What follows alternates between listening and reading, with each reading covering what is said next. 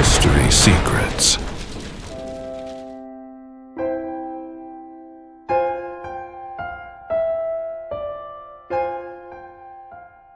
La réponse la plus simple peut être la plus inconfortable de toutes. Qui vous êtes peut ne pas importer autant que vous le pensez. Quand quelqu'un demande « Et qui êtes-vous » il attend une histoire. Nom, origine, expérience, rêve, identité. Mais et si en pratique, tout cela était sans importance? Du point de vue de structure plus large, vous n'êtes pas une histoire. Vous êtes une catégorie fonctionnelle, une étiquette, un jeune, un travailleur potentiel, une ressource disponible. Cette réduction n'est pas une erreur. C'est un mécanisme. Les États ne fonctionnent pas avec des individus. Ils fonctionnent avec des classifications. Parce que classifier est la première étape pour contrôler. Et contrôler est la première étape pour extraire de la valeur. Quand vous cessez d'être une personne et devenez une fonction, vous devenez prévisible, utilisable, remplaçable. Et cela soulève une question dérangeante. Si le système a besoin que vous produisiez davantage, comment fait-il pour que vous continuiez à avancer? La réponse est simple. L'anxiété. Pas n'importe quelle anxiété. Une anxiété structurée. Une anxiété continue, calculée et invisible. Et l'une des manières les plus efficaces de générer cette anxiété est à travers un concept apparemment neutre, la dette. Quand vous entrez en dette, quelque chose change. Le temps cesse de vous appartenir. L'avenir commence à appartenir à une autre entité. Vous ne travaillez plus seulement pour vivre. Vous travaillez pour payer. Et le problème n'est pas seulement la dette en elle-même. C'est le fait qu'elle ne se termine presque jamais. Les intérêts prolongent le cycle. Le paiement ne s'achève jamais complètement. Et dans ce cycle infini, quelque chose se produit. Vous produisez davantage. Bien davantage. Bien au-delà de ce que vous produiriez si vous étiez libre. Maintenant, pensez-y autrement. Si les gens n'étaient pas sous pression, travailleraient-ils de la même manière? S'il n'y avait pas de peur de manquer, l'effort serait-il le même? Probablement pas. Et c'est ici qu'émerge une idée encore plus provocatrice. La valeur de l'argent peut ne pas résider dans l'argent, mais dans la croyance qu'il est rare. Parce que si l'argent était abondant, il perdrait sa fonction principale. Motiver le comportement. Pour que vous désiriez quelque chose, il est nécessaire que quelqu'un ne l'ait pas. La pauvreté, dans ce contexte, cesse d'être seulement un problème social. Elle devient un élément structurel. Un contraste nécessaire. Sans elle, le désir s'affaiblit. L'ambition diminue. Le système ralentit. Et cela explique quelque chose de curieux. Pourquoi, même dans un monde avec une abondance productive, la rareté continue-t-elle d'exister? Pourquoi y a-t-il encore de la faim? Même avec une production suffisante pour nourrir tout le monde? Peut-être parce que la rareté, dans de nombreux cas, n'est pas un accident, mais une construction. Les crises économiques suivent une logique similaire. Elles sont enseignées comme des échecs, des événements imprévisibles. Mais et si elles avaient une fonction? Quand il y a trop d'argent en circulation, le travail perd son urgence. Les gens se détendent, fournissent moins d'efforts. Pour restaurer la dynamique, quelque chose doit être fait. L'excès doit disparaître. Et c'est exactement ce que font les crises. Elles détruisent de la richesse. Elles réduisent la sensation d'abondance. Et redonnent à l'argent son apparence de rareté. Et avec cela, elles restaurent le cycle. Travail, effort, compétition. Le même raisonnement peut être appliqué à quelque chose d'encore plus extrême. La guerre. Traditionnellement expliquée comme une lutte pour des ressources, la guerre porte une autre dimension. Elle détruit la richesse à grande échelle. Infrastructure, capital, vie, stabilité. Et en détruisant, elle recrée la sensation de manque. Et en recréant le manque, elle renforce la valeur de ce qui reste. Mais peut-être que l'analogie la plus révélatrice vient d'un endroit inattendu. Les jeux. Dans un jeu, vous travaillez pour accumuler des ressources. Pièces, points, crédits. Maintenant, imaginez si ces ressources étaient infinies. Si vous pouviez tout obtenir immédiatement. Le jeu perdrait son sens. Le défi disparaîtrait. L'engagement chuterait. Le système s'effondrerait. Et alors surgit la question inévitable. Et si le monde réel fonctionnait selon une logique similaire? Si la sensation de rareté était ce qui maintient tout le monde en mouvement? Si la valeur ne résidait pas dans la ressource, mais dans la difficulté de l'obtenir? Si c'est le cas, alors le système ne dépend pas seulement de la production. Il dépend de la perception, de la croyance, d'un récit partagé. Un récit où travailler est nécessaire, où rivaliser est inévitable, et où s'arrêter n'est pas une option. Si tout cela semble inconfortable, c'est parce que cela remet en question quelque chose de plus profond. Non seulement le système, mais la façon dont vous interprétez le monde. Parce que changer cette perception n'est pas simple. Elle est enracinée dès le début. Vous apprenez à craindre le manque. Vous apprenez que l'échec mène à la misère. Vous apprenez que l'effort est la seule issue.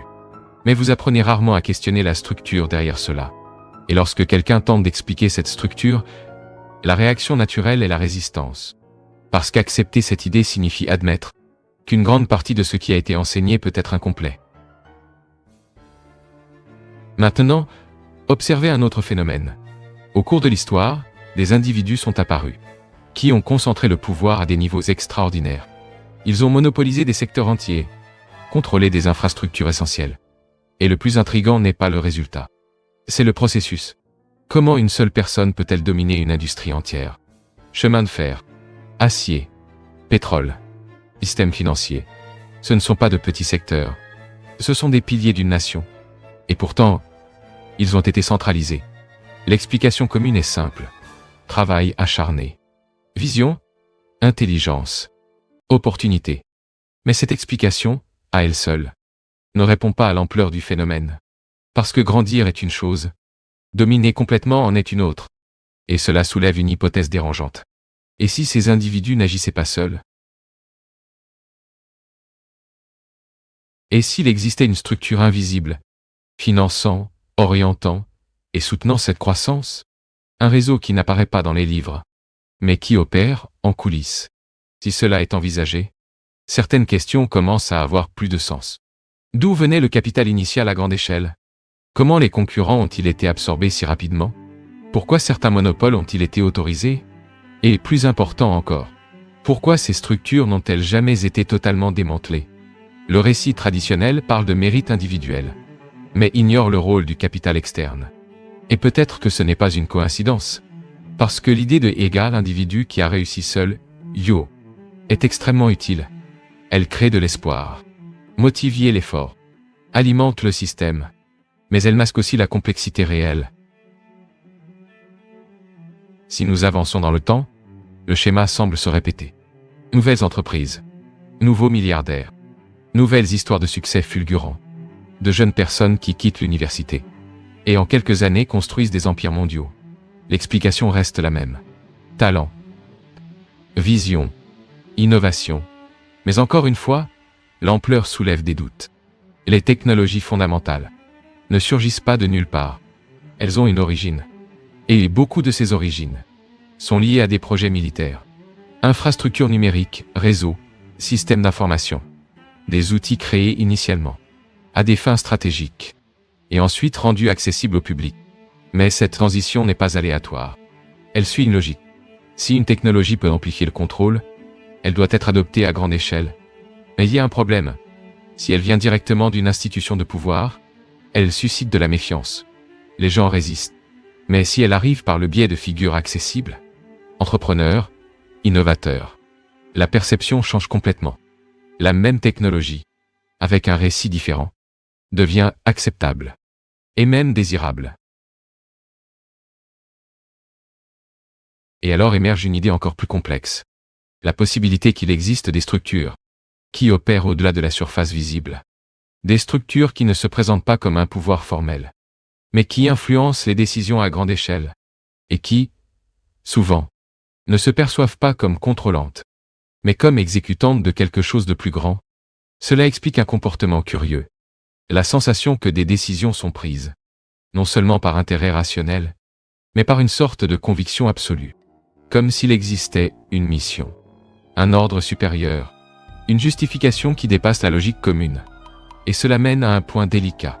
Quand quelqu'un croit qu'il accomplit un but supérieur, il peut faire n'importe quoi, même l'impensable.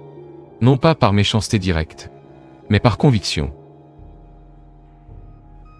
Maintenant, considérez une analogie simple.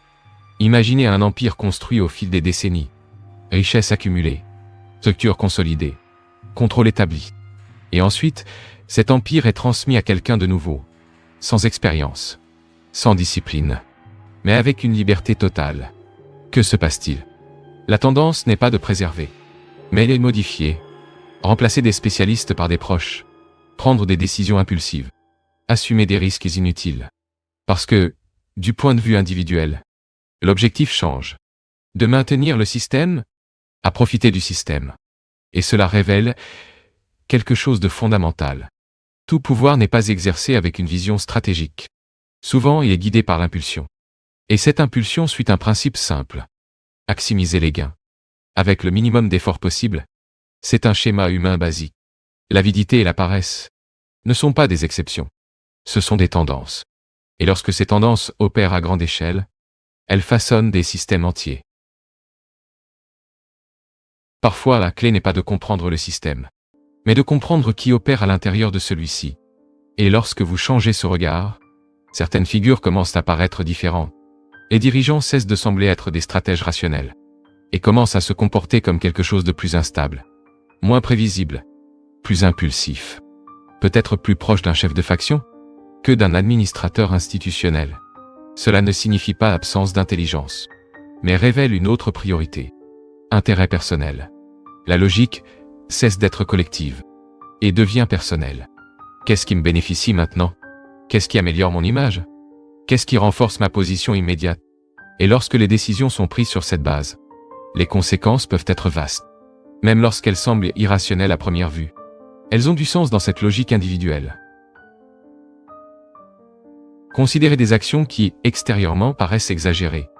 Intervention directe. Opération risquée. Démonstration de force. Elles peuvent produire un impact immédiat. Elles peuvent impressionner. Mais elles créent aussi des effets secondaires. Méfiance. Rupture d'alliance. Perte de crédibilité. Et ici apparaît un paradoxe. Quelque chose peut être stratégiquement nuisible, et pourtant être exécuté. Parce que l'objectif n'est pas nécessairement le meilleur résultat global, mais le meilleur résultat personnel à court terme. Lorsque cela se produit de manière répétée, quelque chose de plus vaste commence à se dessiner. Une accélération. Pas nécessairement de croissance, mais d'usure. Les structures autrefois stables commencent à présenter des fissures. Des décisions qui auraient été évitées deviennent normalisées.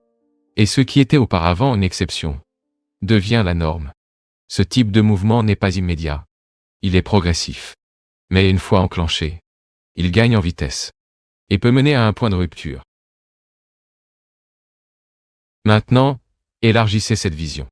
Non seulement aux individus, mais au système entier.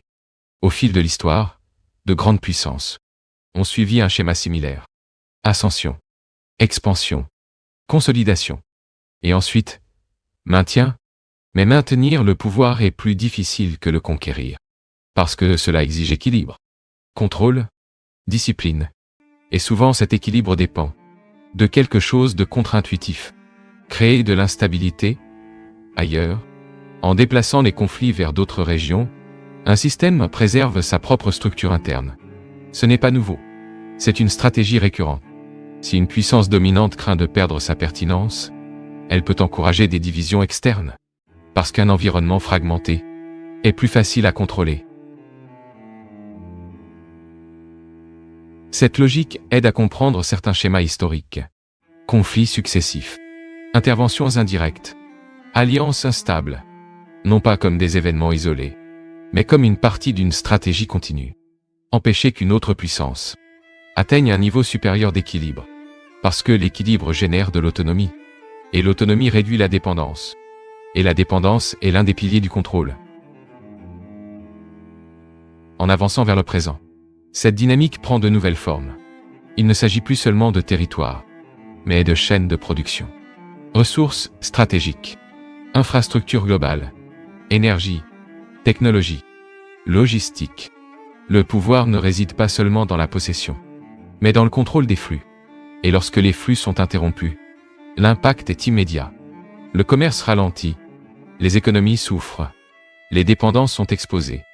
Et dans ce scénario, de nouvelles tensions émergent, pas seulement militaires, mais économiques, silencieuses, continues, et souvent invisibles pour ceux qui sont en dehors du processus. Maintenant, imaginez être à l'intérieur de ce système. Être une nation qui dépend de relations extérieures. Qui doit équilibrer des intérêts. D'un côté, une puissance traditionnelle. De l'autre, un partenaire émergent. Tous deux offrant des avantages. Tous deux imposant des risques. Comment choisir? Ce choix est rarement simple.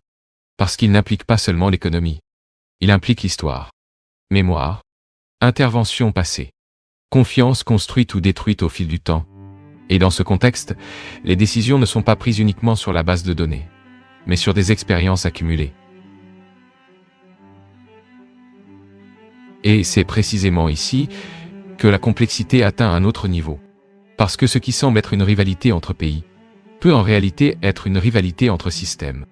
Des modèles différents d'organisation, de contrôle, d'expansion. Et chaque modèle porte sa propre logique, son propre récit, sa propre justification. Et à l'intérieur de ces récits, chaque camp croit avoir raison. Pas nécessairement par preuve, mais par conviction. Et lorsque la conviction remplace l'analyse, le conflit cesse d'être seulement stratégique. Il devient idéologique. Lorsqu'une idéologie s'éloigne de la réalité, quelque chose de fondamental se brise. La capacité de correction. Sans cette capacité, le système perd l'un de ses mécanismes les plus importants. L'ajustement. Et sans ajustement, les erreurs cessent d'être corrigées. Elles commencent à être amplifiées. C'était l'une des observations centrales, d'une des analyses les plus percutantes du XXe siècle. L'idée que les régimes extrêmes n'échouent pas par manque d'intention, mais par excès de conviction. Une conviction qui remplace l'évidence. Une conviction qui ignore les limites. Une conviction qui redéfinit ce qui est réel. Ces systèmes partagent trois caractéristiques essentielles. La première est l'éloignement de la réalité. Ils n'opèrent pas sur la base de faits. Ils opèrent sur la base de croyances. Et lorsque les faits entrent en conflit avec ces croyances, ils sont rejetés. La réalité cesse d'être une référence et devient un obstacle. La deuxième caractéristique est l'obsession du mouvement. Croître devient une preuve de légitimité. S'étendre devient un signe de vérité. Si quelque chose avance, alors c'est correct. Peu importe si cette avancée mène à la destruction. Le mouvement lui-même devient la justification. Et la troisième caractéristique est le rejet actif de la réalité. Il ne suffit pas d'ignorer. Il faut confronter, défier les limites, forcer les situations, persister même face à un effondrement évident. Parce que, dans cette logique, reculer reviendrait à admettre une erreur. Et admettre une erreur est incompatible avec la croyance absolue. Ce schéma n'appartient pas seulement au passé. Il peut être observé dans différents contextes, sous différentes formes, parfois de manière explicite, parfois de manière subtile. Mais la structure demeure. Déconnexion, expansion, confrontation avec la réalité.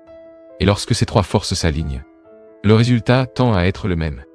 Escalade. Maintenant, observez un phénomène contemporain. L'investissement massif dans de nouvelles technologies, surtout celles liées à l'intelligence artificielle. Le récit dominant parle d'innovation, efficacité, d'optimisation. Mais il existe une autre possibilité. Et si l'objectif principal n'était pas seulement la productivité, et si l'application la plus pertinente n'était pas dans la création, mais dans le contrôle? Considérez un système où tout est tracé. Chaque achat, chaque mouvement, chaque interaction. Les données sont collectées en continu, traitées en temps réel, et transformées en profils comportementaux. Ces profils ne décrivent pas seulement qui vous êtes, ils anticipent qui vous serez. Et plus encore, ils permettent d'influencer, suggérer, rediriger sur, conditionner des décisions. Dans ce scénario, le contrôle n'est pas imposé directement. Il est intégré, silencieux, progressif, presque imperceptible. Et cela soulève une question critique. Si un système peut prédire votre comportement, peut-il aussi le façonner? S'il peut le façonner, dans quelle mesure vos choix vous appartiennent-ils encore? Ce n'est pas une question technique. C'est une question structurelle. Sur l'autonomie, sur la liberté, sur la conscience. En même temps, un autre mouvement est en cours. Un déplacement silencieux du pouvoir. Des individus et des groupes hautement capitalisés. Est-ce d'être liés à des territoires? Ils n'appartiennent pas à des pays. Ils appartiennent au capital. Et le capital n'a pas de frontières. Il se déplace là où c'est le plus efficace. Là où il est le mieux protégé. Là où il croît le plus rapidement.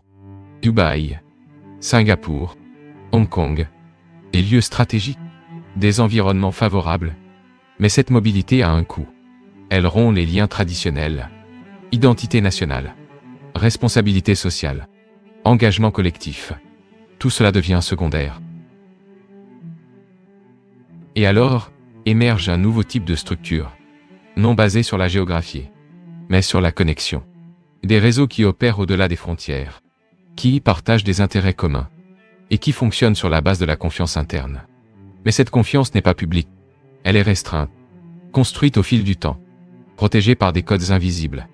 Et ici nous revenons à un concept ancien. Les sociétés fermées. Des groupes qui opèrent de manière discrète, mais hautement coordonnée. Et qui offrent quelque chose d'essentiel. La fiabilité dans un environnement incertain.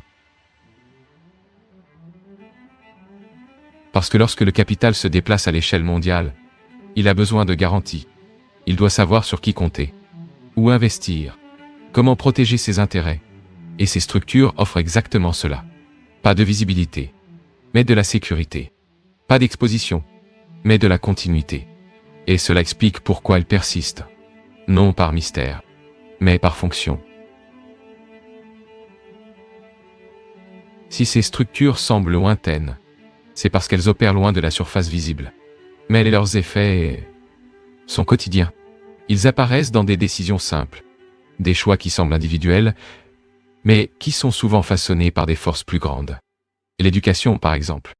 En théorie, elle devrait concerner l'apprentissage, la formation, la capacité critique. Mais en pratique, d'autres facteurs entrent en jeu.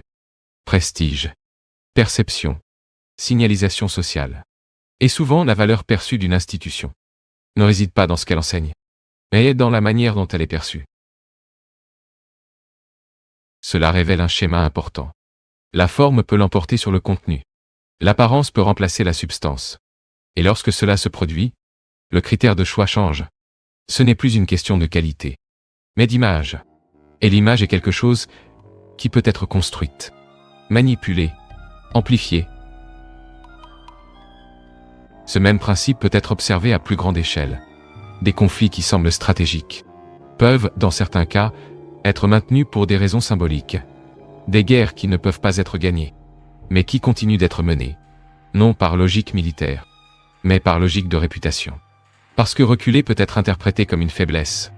Et dans certains systèmes, paraître faible est plus dangereux que perdre. Cela crée un cycle difficile à briser. Même lorsque la défaite est évidente, l'effort continue. Les ressources sont investies. Des vies sont engagées. Du temps est consommé. Tout cela pour soutenir un récit. Le récit de la force, du contrôle, de la supériorité. Et cela soulève une question inévitable. Combien de décisions sont réellement prises? Sur la base de résultats? Et combien sont prises? Sur la base de la perception? Lorsque la perception devient prioritaire, la réalité perd du terrain. Et lorsque la réalité perd du terrain, le risque augmente. Parce que les systèmes qui ignorent les limites finissent par les rencontrer. Maintenant, rassemblez tous ces éléments. Des structures qui classifient les individus. Des mécanismes qui créent la rareté. Des systèmes qui dépendent de la perception. Des technologies qui amplifient le contrôle. Des capitaux qui se déplacent sans frontières. Tout cela ne fonctionne pas de manière isolée. Cela fonctionne ensemble. Comme un système intégré. Un système qui n'a pas besoin de contrôle absolu. Seulement d'une direction suffisante. Suffisante pour maintenir le mouvement. Suffisante pour maintenir l'engagement. Suffisante pour maintenir la production. Et alors surgit la question centrale. Si le système dépend de votre participation, dans quelle mesure choisissez-vous réellement d'y participer? Si vos motivations sont influencées, si vos peurs sont structurées, si vos opportunités sont orientées, où commence votre autonomie? Peut-être que la réponse ne réside pas dans le rejet du système, mais dans sa compréhension. Parce que comprendre n'élimine pas la structure, mais modifie votre position en son sein. Vous cessez de réagir automatiquement, et commencez à observer. Vous cessez de simplement suivre et commencez à questionner. Et, dans certains cas, cela suffit déjà à tout changer. Si tout cela semble complexe, c'est parce que nous traitons de couches qui ne sont généralement pas visibles. Des couches qui n'apparaissent pas dans le quotidien, mais qui façonnent le quotidien. Et peut-être que le point le plus important n'est pas de prouver si chaque détail est vrai ou non, mais de comprendre la logique derrière ces idées. Parce que, quelle que soit la forme, il existe des schémas qui se répètent. Contrôle par classification. Motivation par la rareté. Orientation par la perception. Ces trois éléments, combinés, sont suffisants pour structurer un système entier. Et au sein de ce système, les individus n'ont pas besoin d'être contraints directement. Ils se mettent en mouvement d'eux-mêmes. Ils recherchent la sécurité, évitent le risque, poursuivent la stabilité. Et en faisant cela, ils finissent par renforcer exactement la structure qui les limite. C'est le paradoxe. Le système n'a pas besoin de vous empêcher de sortir. Il lui suffit de faire en sorte que vous ne vouliez pas sortir. Mais il y a encore quelque chose à considérer. S'il existe une influence, cela ne signifie pas une absence totale de choix. Cela signifie simplement que le choix ne se fait pas dans un espace neutre. Il se fait dans un contexte, avec des pressions, avec des incitations, avec des limitations. Et reconnaître cela n'est pas une faiblesse. C'est de la lucidité. Parce qu'au final, ce qui définit votre position n'est pas seulement le système, mais la manière dont vous interagissez avec lui. Si vous acceptez tout sans questionner, vous devenez prévisible. Si vous rejetez tout sans comprendre, vous devenez réactif. Mais si vous observez, analysez et comprenez, vous devenez conscient. Et la conscience modifie le comportement, même de manière subtile. Peut-être que le véritable point de rupture ne se trouve pas dans de grands événements, ni dans des changements externes immédiats, mais dans quelque chose de beaucoup plus simple, la manière dont vous percevez. Parce que la perception définit l'interprétation. L'interprétation définit l'action. Et l'action définit le résultat. Et dans ce cycle, de petits changements peuvent produire de grandes différences. Alors la question initiale revient. Qui êtes-vous? Peut-être êtes-vous encore un nom, une histoire, un parcours, mais peut-être êtes-vous aussi quelque chose de plus, un agent au sein d'un système complexe, avec des limitations, mais aussi avec des possibilités. Et comprendre cette dualité peut être le premier pas. Non pas pour s'échapper complètement, mais pour ne pas être conduit sans s'en rendre compte. Parce qu'au final, le système continue d'exister. Les structures demeurent. Les mécanismes continuent d'opérer. Mais la manière dont vous vous positionnez en son sein, cela peut encore changer. Chaque découverte historique révèle de nouveaux indices, mais soulève aussi de nouvelles questions. Car lorsqu'il s'agit du passé, il y a toujours quelque chose que nous ne comprenons pas encore. History secret. Car certains secrets de l'histoire attendent encore d'être révélés.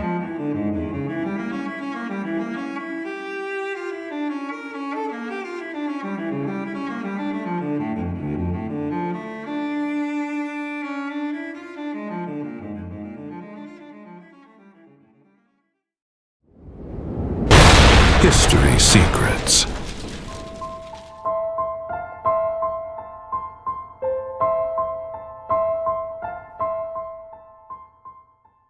Pour comprendre ce qui peut arriver dans les prochaines années, certains analystes commencent par observer un schéma récurrent dans l'histoire. Le cycle d'ascension, de déclin et d'effondrement des sociétés. Ces trois phases apparaissent à plusieurs reprises tout au long de l'histoire humaine. Les empires émergent. Ils croissent rapidement, se stabilisent pendant un certain temps, et finissent par entrer en déclin. Mais il est important de comprendre que le déclin ne signifie pas nécessairement que tout empire immédiatement. Le déclin signifie souvent simplement que le progrès ralentit. Les choses cessent de s'améliorer et commencent à stagner.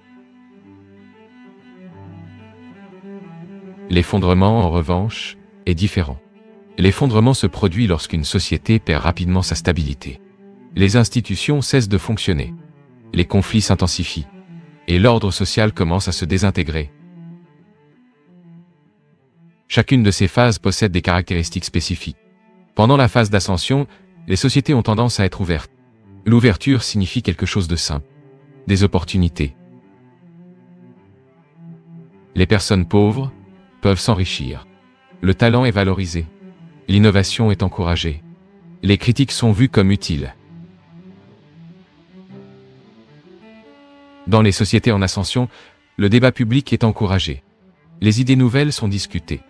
Les erreurs sont corrigées rapidement. Cette énergie collective stimule la croissance économique et culturelle. Curieusement, ce phénomène ne dépend pas nécessairement du système politique. Différents régimes peuvent traverser des phases d'ouverture lorsqu'ils sont en ascension. Au milieu du XXe siècle, par exemple, les États-Unis comme la Chine ont connu des périodes de forte mobilisation sociale. Tous deux cherchaient à construire des sociétés fortes et innovantes. Mais avec le temps, des changements commencent à apparaître. Lorsque les sociétés entrent en phase de déclin, les structures bureaucratiques ont tendance à se développer. La bureaucratie apparaît lorsque les institutions cherchent à préserver la stabilité. Les responsables commencent à créer des règles de plus en plus détaillées. Les processus administratifs deviennent plus complexes. Les organisations se préoccupent davantage de maintenir le système existant que d'innover. À ce stade, la priorité n'est plus le progrès. La priorité devient la stabilité. Maintenir tout exactement comme c'est. Mais lorsque le déclin s'approfondit, autre chose se produit. La société peut entrer dans une phase autoritaire. À ce stade, le pouvoir ne dépend plus du consentement, mais de la force. Pour illustrer cette différence, imaginez 3 façons de prendre une décision simple. Choisir ou déjeuner. Dans la phase d'ascension, tout le monde discute, débat des options, et décide ensemble par consensus ou vote. Dans la phase de déclin, le processus change. La décision semble encore volontaire. Mais quelqu'un manipule l'information pour influencer le résultat. Peut-être en promettant des avantages inexistants. Dans la phase d'effondrement, il n'y a plus de négociation. Quelqu'un impose simplement la décision. Et celui qui désobéit subit des sanctions. Ce modèle peut être résumé en 3 mots. Consentement, tromperie, coercition. Un autre aspect important concerne les relations sociales. Pendant l'ascension, les gens sentent qu'ils font partie d'un projet collectif. Il y a de l'empathie, de la coopération, de la confiance. Dans la phase de déclin, l'attention change. La priorité devient de maintenir le statu quo. Éviter les changements qui pourraient menacer le système. Dans l'effondrement, l'instinct dominant devient la survie. Les individus et les groupes commencent à agir pour leur propre défense. Même si cela signifie entrer en conflit direct avec d'autres. Un autre détail intéressant concerne le rythme de ces transformations. L'ascension est généralement rapide. Le déclin est généralement lent. Mais l'effondrement peut se produire de manière soudaine. Beaucoup pensent qu'une société en déclin continuera d'exister indéfiniment. Mais l'histoire montre autre chose. Les effondrements surviennent souvent lorsque plusieurs crises apparaissent en même temps. Guerre, crise économique, catastrophe environnementale, pandémie. Individuellement, ces crises peuvent être gérées. Mais lorsqu'elles se produisent simultanément, le système peut être dépassé. Ce phénomène est souvent appelé « tempête parfaite ». Les sociétés se préparent généralement à des problèmes spécifiques. Un plan pour la guerre, un autre pour les épidémies, un autre pour les crises économiques. Mais elles sont rarement préparées à affronter tous ces problèmes en même temps. Lorsque cela arrive, les institutions peuvent échouer rapidement. Il existe encore un autre facteur important. La capacité de critique interne. Pendant la phase d'ascension, les personnes qui critiquent le système sont valorisées. Elles aident à corriger les erreurs. Mais dans des phases plus avancées de déclin, les critiques peuvent être vues comme des menaces. Ceux qui pointent les problèmes deviennent des ennemis. Cela crée un paradoxe. Plus un système a besoin de critiques pour s'adapter, moins il les tolère. En conséquence, les sociétés peuvent perdre leur capacité à se préparer aux menaces futures. Les problèmes s'accumulent. Et lorsque les crises apparaissent, il est trop tard pour réagir. Sur la base de ce modèle historique, certains analystes tentent de faire des prévisions sur l'avenir, en particulier pour le monde occidental. L'une des prévisions les plus discutées concerne l'affaiblissement des libertés démocratiques. À mesure que les systèmes entrent dans des phases de déclin, les gouvernements peuvent adopter des mesures plus autoritaires. Une autre prévision concerne les difficultés économiques. Lorsque les citoyens perdent confiance dans le système, la motivation à travailler et à investir peut diminuer. Cela réduit la croissance économique. Un autre phénomène possible est l'augmentation des flux migratoires.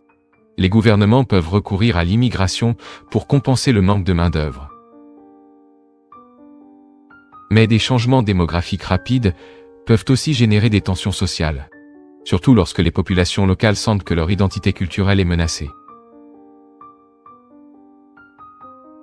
Ces tensions peuvent évoluer en conflits internes, protestations, violences politiques, divisions idéologiques profondes. Enfin, certains analystes pensent que les gouvernements peuvent recourir à des conflits externes pour gérer des crises internes. Les guerres peuvent servir à mobiliser la population ou à rediriger les tensions sociales. Cela ne signifie pas nécessairement que ces prévisions se réaliseront, elles représentent seulement des hypothèses basées sur des modèles historiques. Les modèles analytiques sont des outils. Ils aident à interpréter les tendances. Mais l'avenir n'est jamais totalement prévisible. Si ces prévisions se confirment dans les 5 ou 10 prochaines années, le modèle gagnera en crédibilité. Sinon, il faudra le réviser. C'est le véritable objectif de toute théorie historique. Ne pas imposer des certitudes, mais offrir des structures pour comprendre comment le pouvoir et les sociétés évoluent dans le temps. Si nous acceptons ce modèle d'ascension, de déclin et d'effondrement, une question centrale apparaît alors. Qu'est-ce que cela signifie pour le monde actuel? Et surtout pour les 5 à 10 prochaines années. Selon cette interprétation, de nombreuses sociétés occidentales pourraient entrer dans une phase avancée de déclin. Cela ne signifie pas nécessairement que tout s'effondre immédiatement. Mais cela indique que certains signaux structurels commencent à apparaître. Le premier signal concerne la liberté politique. Dans les sociétés jeunes et en ascension, la liberté d'expression est généralement large. Le débat public est encouragé. Les critiques contribuent à améliorer le système. Mais à mesure que les institutions vieillissent et deviennent plus rigides, l'espace pour la critique peut se réduire. Les gouvernements commencent à voir les opposants comme des menaces. Des mesures de contrôle politique commencent à s'étendre. Cela peut conduire à un affaiblissement progressif de la démocratie. Loi d'urgence. Utilisation accrue des forces de sécurité. Restriction de certains types de discours. Selon cette analyse, ce phénomène peut déjà être observé dans plusieurs régions du monde. Pas seulement dans des régimes autoritaires traditionnels, mais aussi dans des démocraties établies. La deuxième prévision concerne l'économie. Lorsque la confiance sociale diminue, la motivation collective diminue aussi. Les gens commencent à sentir que le système ne fonctionne pas pour eux. Si les citoyens croient que leurs efforts ne seront pas récompensés équitablement, la productivité peut chuter. Et les investissements diminuent. L'innovation ralentit. Cela peut entraîner des périodes de stagnation économique, ou même des crises plus profondes. La troisième conséquence possible concerne l'immigration. Les gouvernements peuvent tenter de compenser le déclin démographique ou le manque de main-d'œuvre en faisant venir des travailleurs étrangers. Du point de vue économique, cela peut sembler être une solution pratique. Mais des changements démographiques rapides peuvent aussi générer des tensions culturelles et politiques. Les populations locales peuvent avoir le sentiment que leur identité est remplacée. Et des conflits sociaux peuvent naître de cette perception. Cela nous conduit à la quatrième prévision.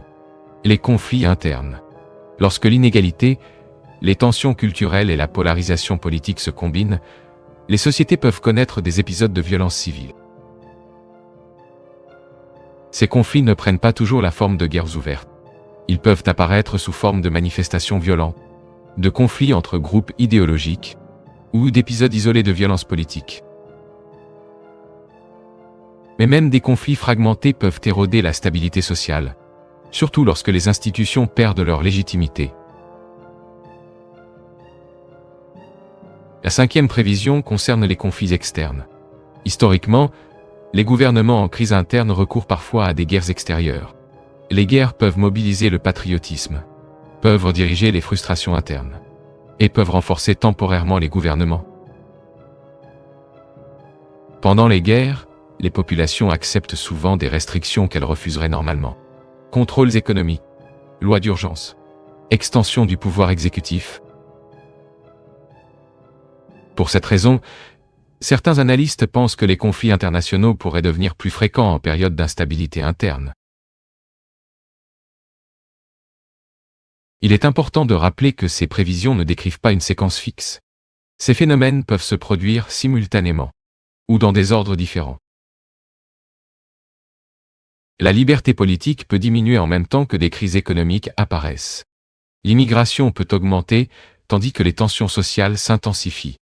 Les conflits externes peuvent émerger au milieu de crises internes. Ce type de combinaison crée des environnements très instables. Des environnements où les décisions politiques deviennent de plus en plus difficiles. Pourtant, ce modèle ne prétend pas être une prophétie inévitable. Il s'agit seulement d'un outil analytique, une manière d'interpréter les modèles historiques. Si les prochaines décennies suivent ce schéma, le modèle aura démontré une certaine utilité. Si les événements prennent une autre direction, il devra être révisé. C'est la nature de toute théorie sur l'histoire. Elle cherche à identifier des schémas, mais doit toujours rester ouverte à la révision. Car l'avenir suit rarement exactement le scénario que nous imaginons. Les changements technologiques inattendus peuvent modifier les trajectoires historiques. De nouveaux dirigeants peuvent transformer les systèmes politiques. Des crises peuvent générer des réformes profondes. L'histoire humaine est pleine de surprises. Des empires considérés comme invincibles ont déjà disparu. Les sociétés jugées fragiles sont devenues des puissances. C'est pourquoi comprendre les mécanismes d'ascension et de déclin ne signifie pas accepter le fatalisme. Cela signifie simplement tenter de mieux comprendre les forces qui façonnent le monde. Si nous parvenons à comprendre ces forces, peut-être pourrons-nous agir de manière plus consciente. Peut-être pourrons-nous éviter certaines erreurs du passé. Et peut-être pourrons-nous construire des systèmes plus équilibrés à l'avenir. Car au fond, les théories sur le pouvoir et l'histoire ne sont pas seulement des exercices intellectuels. Ce sont des tentatives de répondre à une question essentielle. Comment les sociétés humaines peuvent-elles survivre et prospérer au fil du temps ? Et cela reste l'une des questions les plus importantes de notre époque. L'histoire qui ouvre cette réflexion commence avec un personnage apparemment extraordinaire. Un homme nommé Johnny King. Selon le récit présenté, il réunit toutes les qualités que les institutions d'élite ont tendance à admirer. Discipline militaire, excellence académique, ambition professionnelle.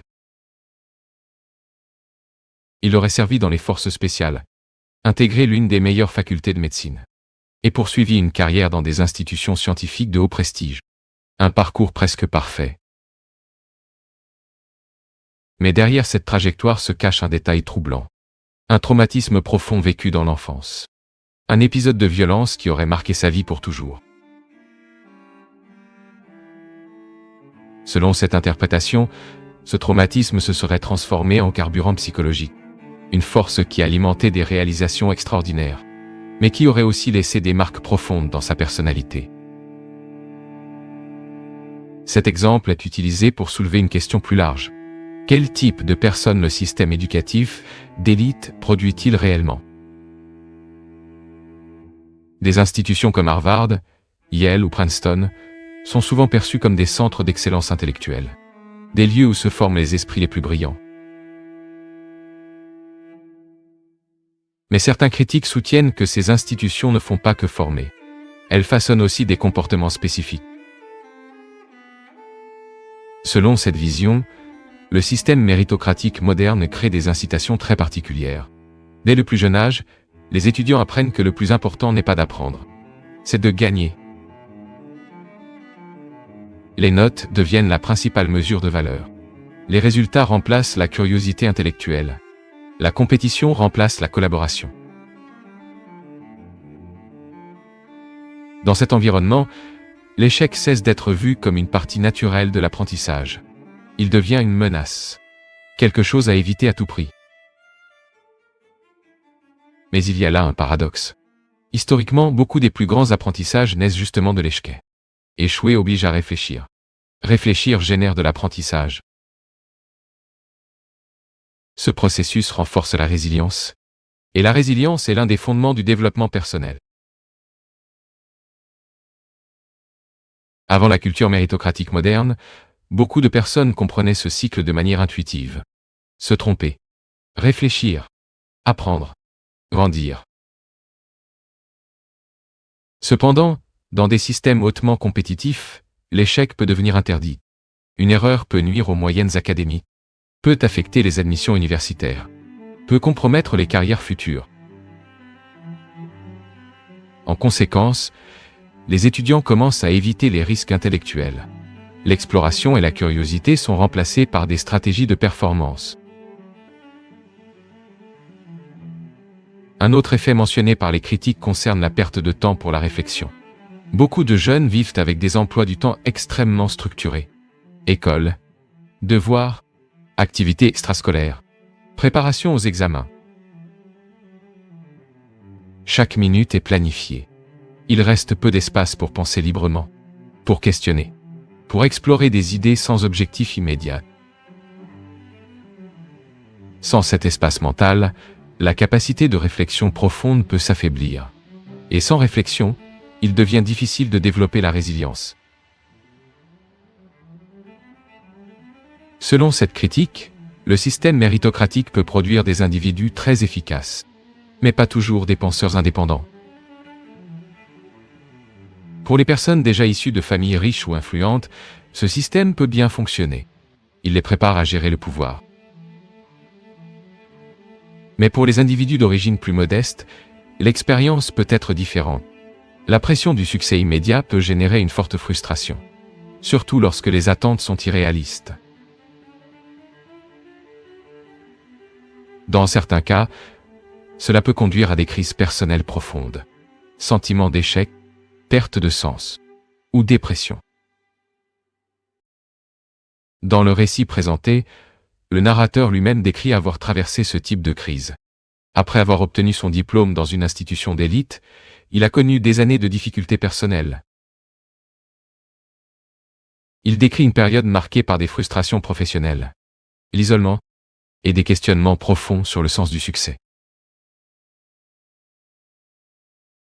Selon cette réflexion, le véritable apprentissage n'a commencé qu'après cette période, lorsqu'il a commencé à valoriser 3 principes fondamentaux. Premier, garder l'esprit ouvert. Reconnaître qu'il y a toujours plus à apprendre. Deuxième, accepter l'échec comme une partie essentielle de la croissance. Les erreurs ne sont pas des signes d'incapacité. Ce sont des opportunités d'apprentissage. Troisième, développer la résilience. La capacité de continuer malgré les difficultés. Ces 3 éléments forment un cycle puissant. L'échec mène à la réflexion. La réflexion renforce la résilience. La résilience permet la croissance. Avec le temps, ce processus peut révéler des talents authentiques, des passions réelles et des chemins de vie plus authentiques. Cette vision soulève aussi une autre question importante. Que signifie réellement le succès ? Pour de nombreux systèmes éducatifs modernes, le succès signifie le statut, la richesse, le prestige institutionnel. Mais d'autres traditions culturelles définissent le succès autrement, comme le développement personnel, la contribution à la société, ou la réalisation d'un but. Ces deux visions peuvent entrer en conflit, surtout dans des environnements hautement compétitifs. Certains psychologues décrivent deux modes fondamentaux de fonctionnement humain. Le mode utilitariste et le mode altruiste. Le mode utilitariste est orienté vers les récompenses, les résultats mesurables, la compétition.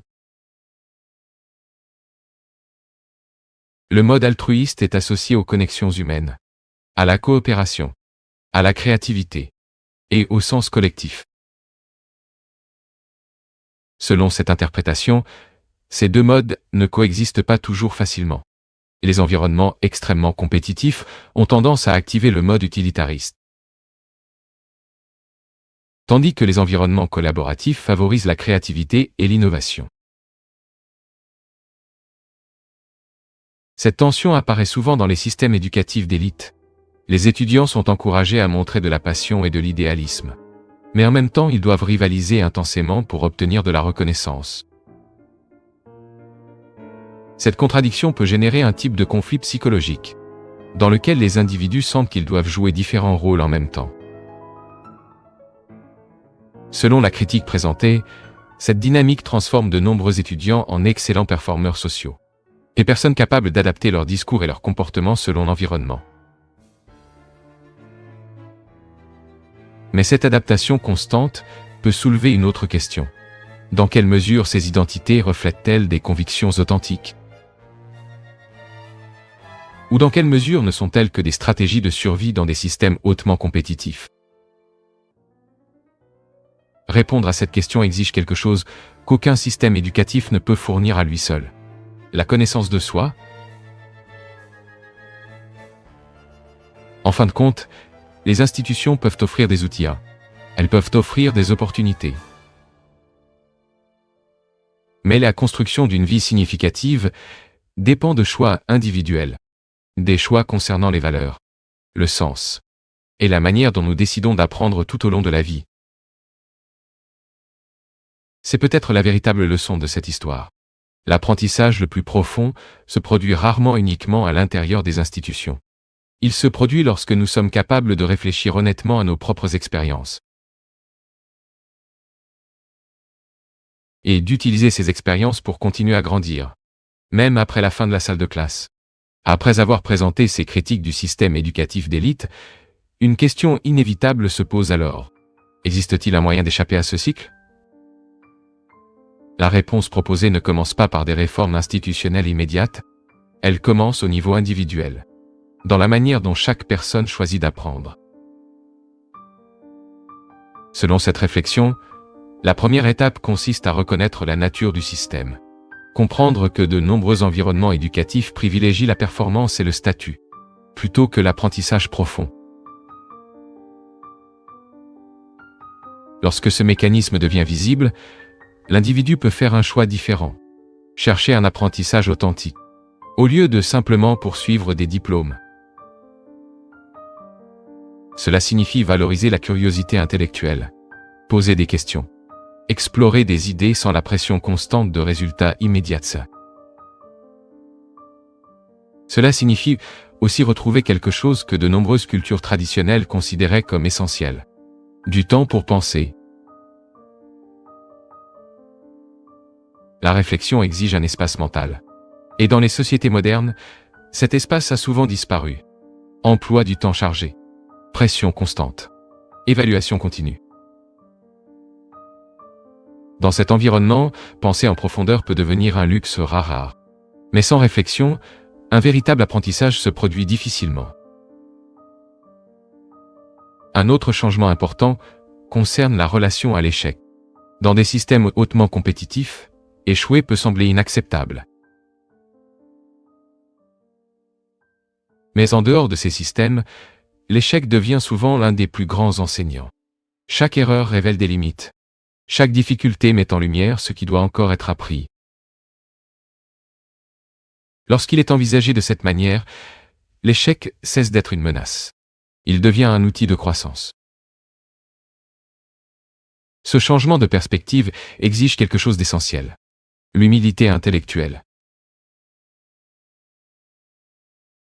Reconnaître que personne ne sait tout, qu'il existe toujours de nouveaux chemins à explorer et de nouvelles compétences à développer. Cette attitude favorise aussi quelque chose souvent associé à la créativité, l'ouverture d'esprit. Les personnes ouvertes à de nouvelles idées peuvent relier des concepts différents, explorer des territoires inconnus et trouver des solutions inattendues.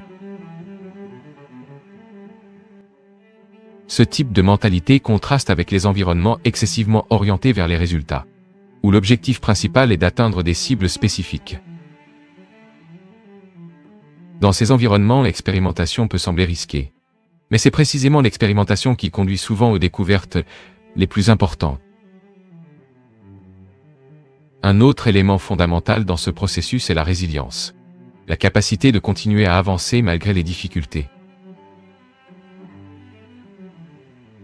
La résilience ne signifie pas l'absence d'échec. Elle signifie apprendre de chaque échec et continuer à essayer. Avec le temps, cette combinaison d'ouverture d'esprit, de réflexion et de résilience peut révéler quelque chose de plus profond, la découverte d'une passion authentique.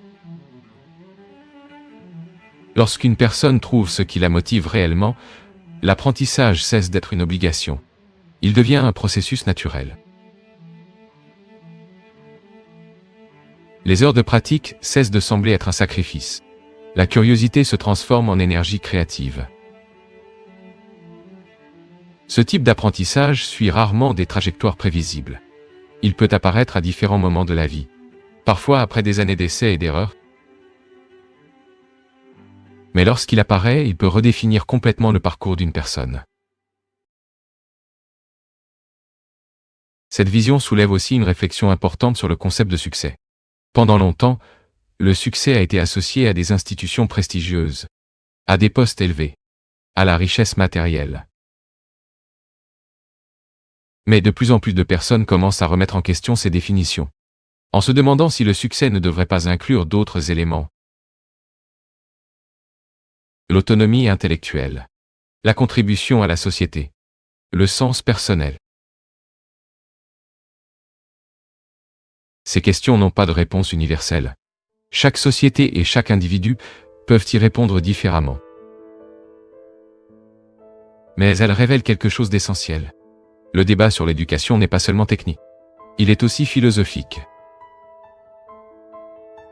Il implique des valeurs, des attentes et différentes visions du sens de la vie humaine. C'est peut-être pour cela que les discussions sur les universités, la méritocratie et le succès suscitent des émotions si fortes. Elles touchent directement aux rêves personnels. Des rêves de mobilité sociale, de reconnaissance, d'accomplissement. Lorsque ces rêves entrent en conflit avec la réalité, des frustrations peuvent apparaître, mais de nouvelles questions peuvent aussi émerger. Des questions sur ce qui vaut réellement la peine d'être appris, et sur la manière dont chacun peut construire son propre chemin. Au final, aucune institution ne peut définir entièrement ce chemin. Les universités peuvent offrir des opportunités, peuvent transmettre des connaissances. Mais l'apprentissage le plus profond dépend de quelque chose qui dépasse tout système. La capacité de continuer à apprendre tout au long de la vie. Et c'est peut-être le véritable message derrière cette histoire. L'éducation ne s'arrête pas avec un diplôme. Elle commence là. Et elle continue tant qu'il y a de la curiosité, de la réflexion et le désir de grandir. L'histoire de l'humanité est un voyage, rempli de découvertes, d'énigmes et de mystères. Certains ont été compris, d'autres défient encore notre compréhension. Et c'est précisément dans ces mystères que nous trouvons les questions les plus fascinantes. Vous êtes sur History Secret. Abonnez-vous à la chaîne et continuez à explorer les secrets de l'histoire. Car certains secrets de l'histoire attendent encore d'être révélés.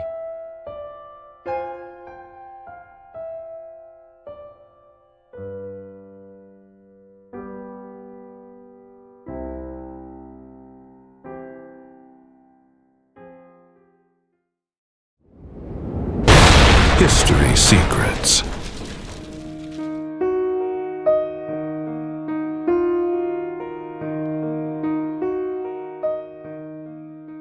Une question troublante surgit lorsque nous observons les conflits du monde moderne.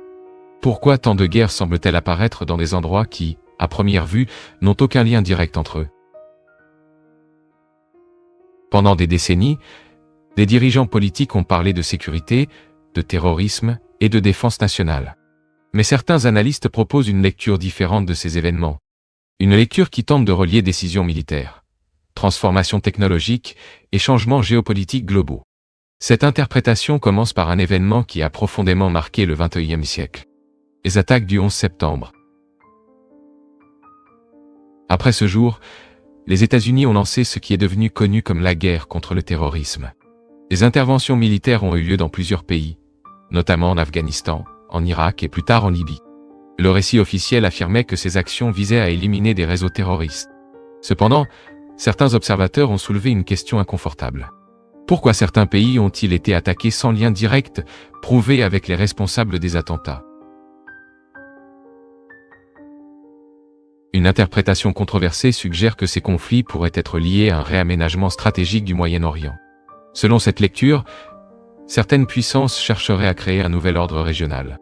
Un ordre dans lequel Israël occuperait une position dominante. Cette hypothèse est parfois appelée par certains analystes Ege Pax, Judaïka Yu, une expression qui décrit l'idée d'un système régional de stabilité imposé par un pouvoir central. Il est important de noter que cette interprétation ne fait pas consensus dans le monde académique, mais elle apparaît fréquemment dans des débats géopolitiques alternatifs. Dans cette logique interprétative, plusieurs conflits du Moyen-Orient recevraient une nouvelle explication. Des pays considérés comme des obstacles stratégiques devraient être affaiblis. Et parmi ces pays, l'Iran apparaît fréquemment. Certains analystes suggèrent qu'une éventuelle guerre impliquant l'Iran pourrait profondément modifier l'équilibre régional. Une guerre de ce type aurait des conséquences dévastatrices pour toutes les parties. Mais elle pourrait aussi provoquer un retrait de puissance extérieure de la région. Ce retrait créerait un vide de pouvoir. Et les vides de pouvoir ne restent rarement vides longtemps. De nouvelles forces apparaissent toujours pour les occuper. Dans ce scénario hypothétique, Israël pourrait émerger comme centre stratégique du Moyen-Orient. Non seulement sur le plan militaire, mais aussi économique.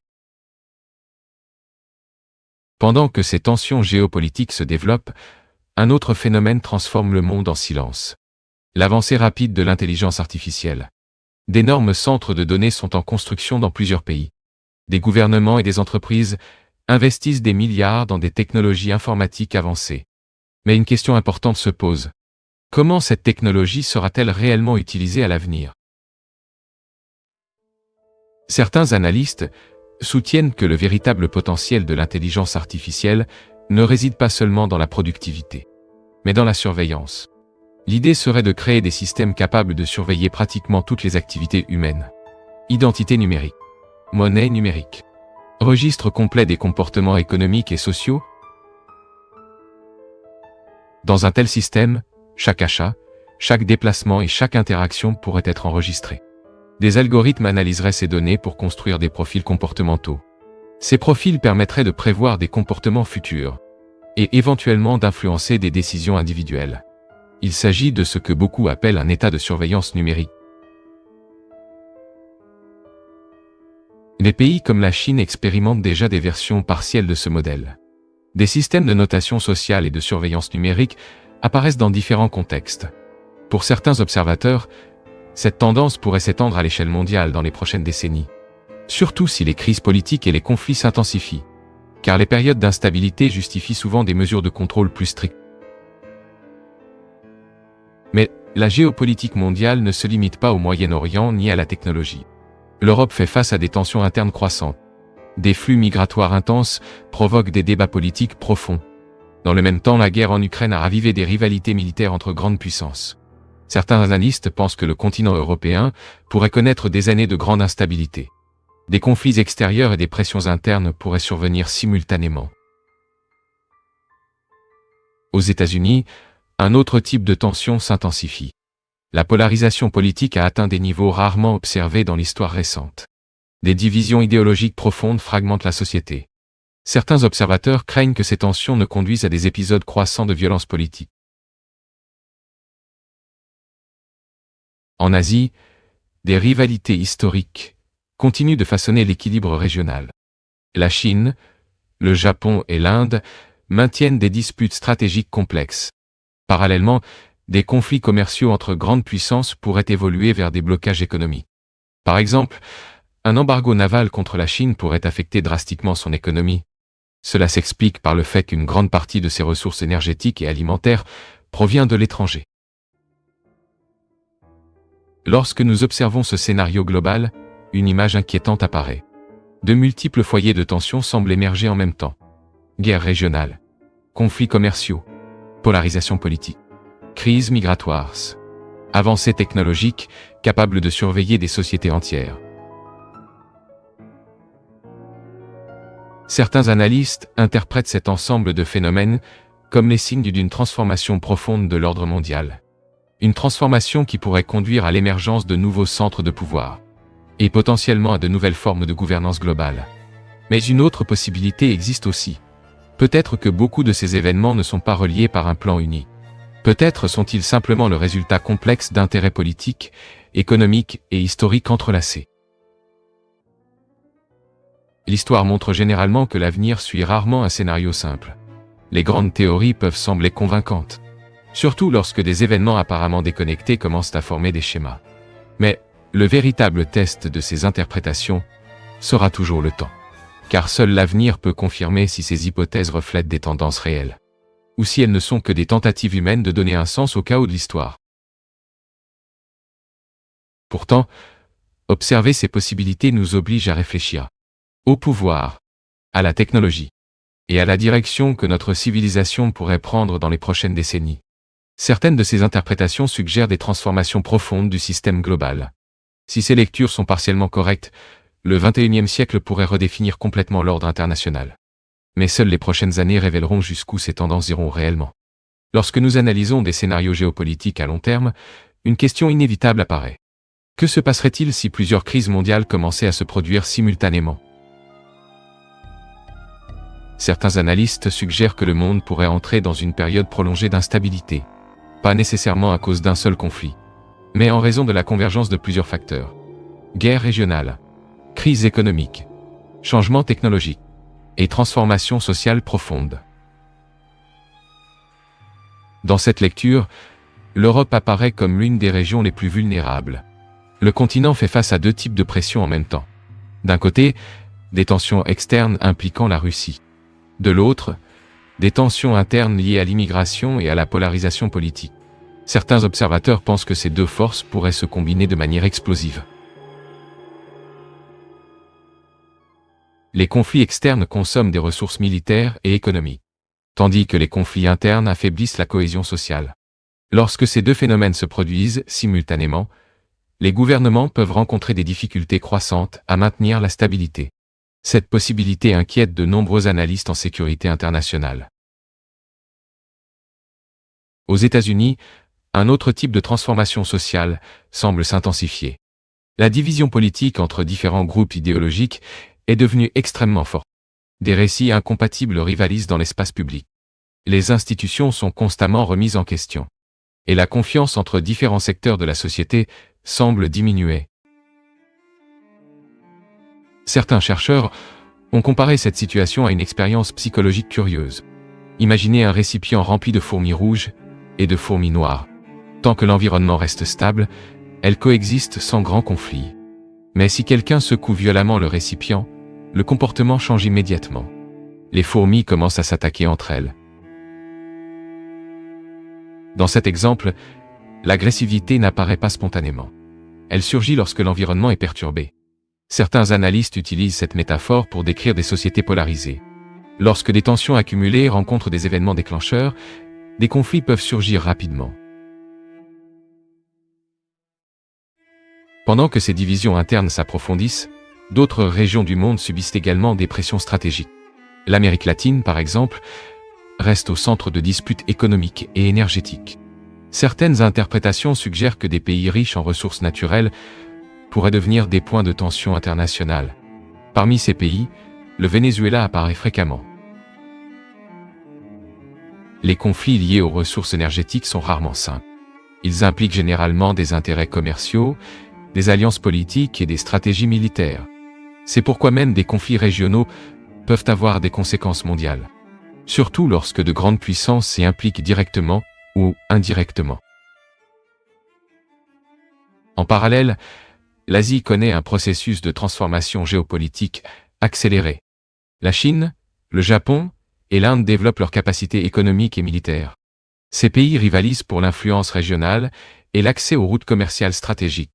L'équilibre entre ces puissances sera l'un des facteurs décisifs pour l'avenir de l'ordre mondial. Parmi toutes ces tensions, il existe aussi une dimension économique. Un éventuel blocage commercial contre la Chine, par exemple, aurait des conséquences énormes. L'économie chinoise dépend fortement des importations de pétrole. Et elle dépend également de grandes quantités de nourriture provenant de l'étranger. Si les routes maritimes étaient interrompues, l'impact pourrait être profond. Mais ce scénario n'affecterait pas seulement la Chine. L'économie mondiale est profondément interconnectée. Des perturbations dans une grande économie se répercutent sur toute la planète. Les marchés financiers, les chaînes d'approvisionnement et les systèmes industriels seraient affectés. Dans ce contexte de conflits simultanés, une hypothèse controversée réapparaît. Certains analystes suggèrent que le chaos mondial pourrait bénéficier à certains centres de pouvoir. Car les périodes d'instabilité génèrent souvent des opportunités économiques extraordinaires. Les entreprises technologiques, les institutions financières et les industries militaires prospèrent souvent en temps de crise. Dans cette lecture, Israël pourrait émerger comme un centre technologique et financier important. Surtout si des entreprises mondiales commencent à concentrer leurs opérations dans des régions considérées comme stratégiques. Israël possède déjà un secteur technologique hautement développé et dispose également de l'une des agences de renseignement les plus efficaces au monde. Cette combinaison de technologie, de renseignement et d'influence diplomatique pourrait transformer le pays en un point central des réseaux globaux, en particulier dans des domaines comme la cybersécurité, l'intelligence artificielle et la défense. Certains analystes pensent que cela pourrait renforcer encore davantage sa position internationale. Une autre dimension de cette hypothèse concerne le commerce mondial. Si certaines routes commerciales sont interrompues par des guerres ou des sanctions, de nouveaux centres de négociation pourraient émerger. Les pays producteurs de ressources naturelles devraient trouver de nouveaux partenaires commerciaux, et de nouveaux intermédiaires pourraient apparaître dans ce processus. Dans des scénarios extrêmes, même les monnaies internationales pourraient changer. Historiquement, de grandes transformations monétaires se sont produites après des guerres ou des crises profondes. Certains analystes évoquent la possibilité de l'émergence de nouveaux systèmes financiers, surtout si les monnaies numériques et les systèmes financiers alternatifs gagnent en importance. Mais aucune de ces transformations ne se produit isolément. Les changements économiques, politiques et technologiques tendent à se renforcer mutuellement. Lorsqu'ils sont combinés, ils peuvent profondément modifier la structure du système international. Dans certaines interprétations plus spéculatives, cette période de chaos pourrait préparer le terrain pour un nouveau type d'ordre global. Un ordre fondé sur la surveillance numérique, des systèmes financiers intégrés et des centres technologiques hautement concentrés. Dans cette vision, les conflits et les crises agiraient comme des catalyseurs de transformation. Mais il existe aussi une autre dimension dans ce débat, une dimension spirituelle et symbolique. Certains groupes interprètent les événements géopolitiques actuels à la lumière d'anciennes prophéties religieuses. Des prophéties qui parlent de conflits finaux, de dirigeants mondiaux et de transformations spirituelles profondes. Parmi ces interprétations apparaît souvent l'idée de l'émergence d'une figure centrale de pouvoir. Une figure qui surgirait au milieu du chaos global. Certaines traditions religieuses associent cette figure au concept de l'antéchrist. Un leadership qui concentrerait le pouvoir politique et spirituel avant de grands événements apocalyptiques. Dans ce récit, les conflits globaux et les transformations technologiques ne seraient que des étapes d'un processus beaucoup plus vaste. Un processus qui culminerait dans des confrontations finales décrites dans des textes anciens. Parmi elles apparaît fréquemment la guerre de Gog et Magog. Un affrontement symbolique qui représenterait le point culminant d'une ère historique. Naturellement, ces interprétations appartiennent au domaine de la théologie et de l'eschatologie. Elles ne font pas partie du consensus académique ou scientifique. mais elles continuent d'exercer une forte influence culturelle et religieuse dans différentes parties du monde. Ce qui rend ce scénario particulièrement intéressant, c'est la superposition de différentes narrations. Narration politique, narration économique, narration technologique et narration spirituelle. Toutes tentant d'expliquer les mêmes transformations globales. Peut-être que la question la plus importante n'est pas de savoir laquelle de ces interprétations est correcte, mais plutôt de comprendre comment différentes sociétés interprètent les mêmes événements. Car la manière dont nous comprenons le monde influence souvent les décisions que nous prenons. Et ces décisions finissent par façonner l'histoire elle-même. Si certaines de ces hypothèses s'avèrent correctes, les 2 prochaines décennies pourraient profondément redéfinir la structure du pouvoir mondial. Mais il est également possible que l'avenir suive un chemin complètement différent. L'histoire surprend toujours ceux qui pensent avoir découvert son scénario final.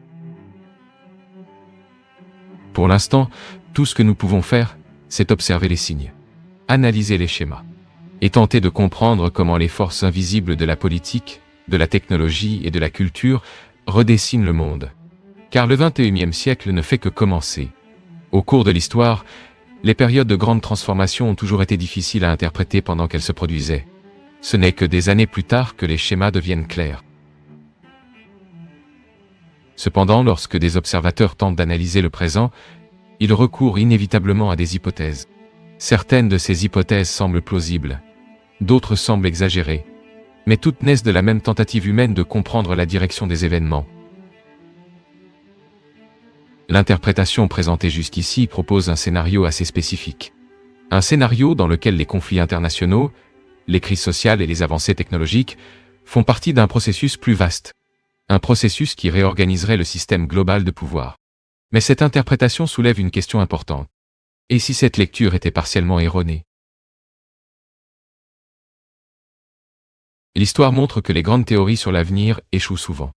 Des experts ont déjà prévu des effondrements inévitables qui ne se sont jamais produits. D'autres ont cru que certaines puissances domineraient le monde pour toujours. Et pourtant, de nouvelles forces ont toujours émergé. Le XXe siècle, par exemple, a été marqué par des prévisions dramatiques. Des empires considérés comme invincibles ont disparu. Des idéologies qui semblaient permanentes se sont effondrées. Et de nouvelles puissances ont émergé de manière inattendue. C'est pourquoi toute analyse de l'avenir doit conserver un certain degré d'humilité, même lorsque les schémas semblent convaincants.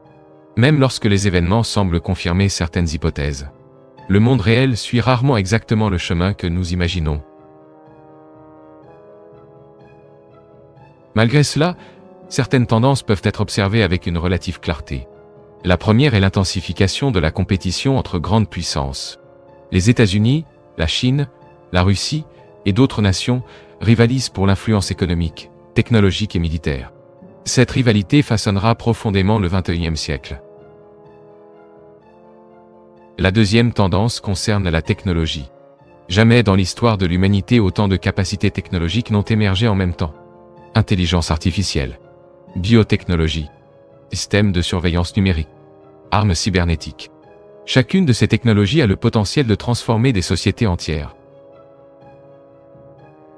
Et lorsque des technologies puissantes apparaissent dans un environnement géopolitique instable, les risques augmentent, car ces outils peuvent être utilisés aussi bien pour le développement que pour le contrôle, pour la liberté ou pour la surveillance, pour la coopération ou pour le conflit. Une troisième tendance concerne des transformations sociales profondes. Les sociétés du monde entier font face à des défis similaires. Polarisation politique, crise de confiance institutionnelle, inégalité économique persistante, et un sentiment croissant d'incertitude face à l'avenir. Ces pressions sociales peuvent générer des mouvements politiques imprévisibles.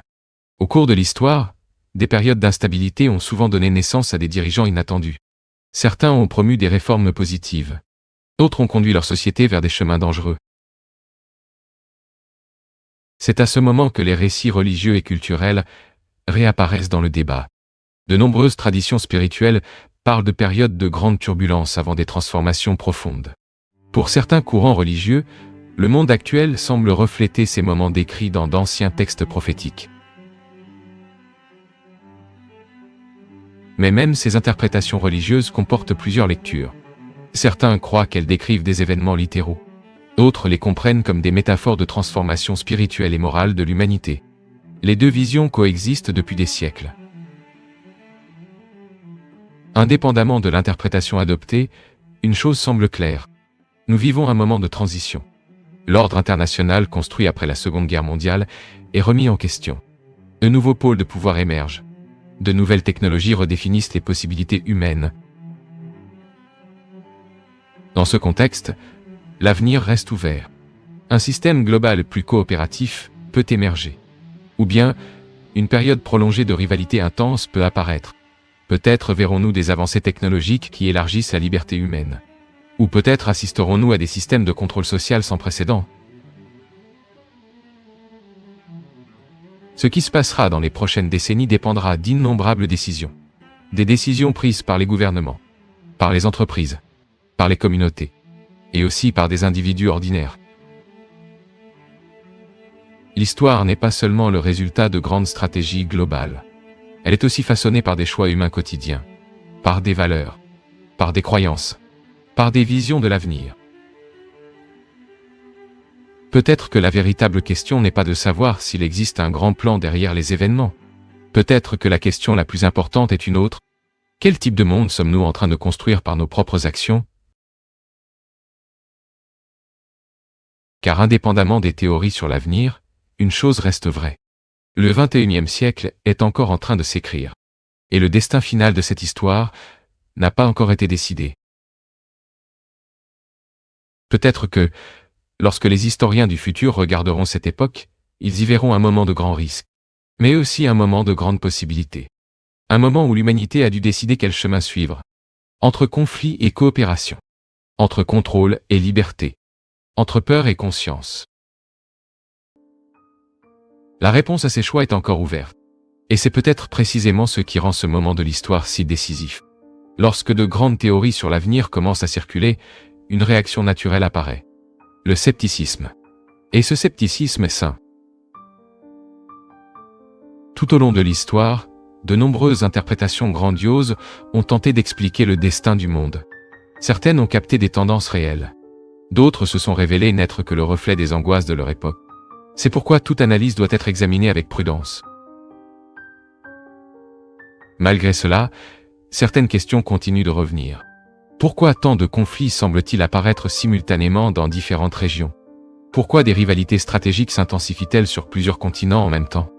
Et pourquoi de nouvelles technologies de contrôle social se développent-elles si rapidement? Certains analystes soutiennent que ces phénomènes peuvent être liés à des transformations structurelles profondes. Des changements dans l'équilibre global du pouvoir. Des changements dans les systèmes économiques. Des changements dans la manière dont les sociétés sont organisées. Ces transformations ont tendance à se produire par cycles historiques. Au cours des 5 derniers siècles, différentes puissances ont dominé la scène internationale. D'abord les empires européens. Ensuite, les grandes puissances industrielles. Puis l'ordre international dirigé par les États-Unis après la Seconde Guerre mondiale. Mais aucun système de pouvoir ne reste statique pour toujours. Lorsqu'un ordre global commence à s'affaiblir, de nouvelles forces émergent inévitablement. Et la période de transition entre deux ordres est généralement turbulente. Guerre, crise économique, transformation technologique rapide. Tous ces facteurs apparaissent souvent simultanément. Certains chercheurs appellent ces périodes des transitions systémiques. Des moments où le monde doit réorganiser ses structures de pouvoir, et ces transitions se produisent rarement sans conflit. Si cette interprétation est correcte, ce que nous observons aujourd'hui pourrait être le début de l'une de ces grandes transitions. Un changement qui pourrait durer des décennies, peut-être même un demi-siècle. Pendant ce processus, différents modèles d'organisation globale pourraient entrer en compétition. Des modèles fondés sur la démocratie libérale. Des modèles fondés sur des États centralisés. Des modèles fondés sur la technologie et le contrôle numérique. Chacun tentant d'apporter une réponse aux défis du monde moderne. Parallèlement, les technologies émergentes pourraient accélérer cette transformation. Intelligence artificielle. Automatisation. Réseaux numériques mondiaux. Ces outils modifient profondément l'économie et la politique. Certaines promettent des gains extraordinaires de productivité. D'autres suscitent des inquiétudes concernant la vie privée et la liberté. Et beaucoup d'entre elles n'en sont encore qu'au début de leur développement. Dans les scénarios les plus pessimistes, ces technologies pourraient faciliter des systèmes de contrôle social extrêmement sophistiqués. Dans les scénarios plus optimistes, elles pourraient élargir l'accès au savoir et améliorer la qualité de vie à l'échelle mondiale. Le résultat final dépendra de la manière dont ces technologies seront utilisées et des valeurs qui guideront leur développement. Pendant ce temps, les récits religieux continuent d'offrir leurs propres interprétations des événements. Pour certains groupes, les tensions globales actuelles reflètent des signes prophétiques décrits dans des textes anciens. Ces interprétations apparaissent dans différentes traditions spirituelles, chrétiennes, juives, islamiques, chacune proposant une lecture différente de l'avenir. Dans beaucoup de ces récits, des périodes de grande instabilité précèdent des transformations spirituelles profondes. Certains parlent de dirigeants mondiaux charismatiques. D'autres évoquent de grands affrontements entre forces opposées. Et certains décrivent l'émergence d'une nouvelle ère après une période de crise. Indépendamment de l'interprétation adoptée, ces récits révèlent quelque chose d'important. L'humanité a toujours cherché à comprendre l'avenir à travers des histoires. Des histoires qui aident à donner du sens au chaos de l'histoire. Mais peut-être que la leçon la plus importante est une autre. L'avenir suit rarement exactement les scénarios que nous imaginons. Il est souvent plus complexe, plus surprenant, et parfois plus ambigu que ce que nos théories peuvent prévoir. C'est pourquoi, face aux transformations du XXIe siècle, la meilleure posture est peut-être celle de l'enquête. Observer les schémas, remettre en question les récits, analyser les preuves, et rester ouvert à de multiples interprétations. Car le monde continue de changer, et chaque génération doit réinterpréter sa propre époque. Si nous entrons réellement dans une nouvelle phase de l'histoire globale, les signes deviendront de plus en plus clairs. Conflits, innovation, transformation culturelle. Tous ces éléments aideront à révéler la direction que l'humanité est en train de prendre. D'ici là, le plus important est peut-être de préserver deux qualités rares, la curiosité et le discernement. Car comprendre le monde exige les deux. L'histoire du XXIe siècle est encore en train de s'écrire. Et les prochaines décennies pourraient révéler des transformations que nous commençons à peine à imaginer. Au fil de l'histoire, des civilisations sont apparues, ont disparu, et ont laissé des traces dispersées dans le temps. Certaines de ces traces ont été découvertes. D'autres attendent encore d'être révélées. Et dans le prochain documentaire, nous explorerons l'un de ces mystères. Ceci est History Secret. Abonnez-vous et continuez à explorer l'histoire avec nous. Car certains secrets de l'histoire attendent encore d'être révélés.